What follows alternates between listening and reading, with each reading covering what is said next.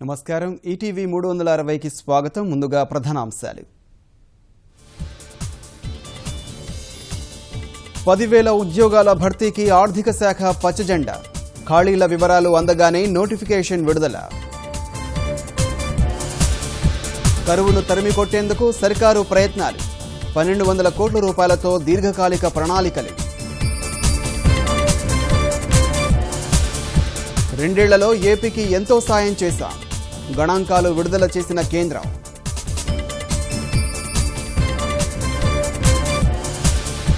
సీఎంకు తరలింపు సమస్యలు మొరపెట్టుకున్న ఉద్యోగులు.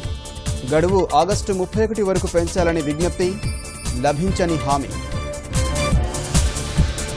రాష్ట్ర వ్యాప్తంగా విస్తరించిన రుతుపవనాలు. ఉత్తరాంధ్ర జిల్లాలకు భారీ వర్ష సూచన.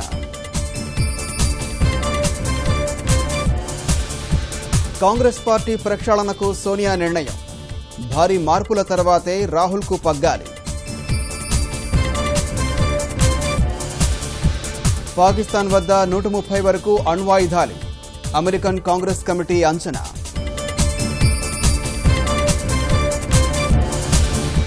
ఛాంపియన్స్ ట్రోఫీ హాకీలో భారత్కు రజతం.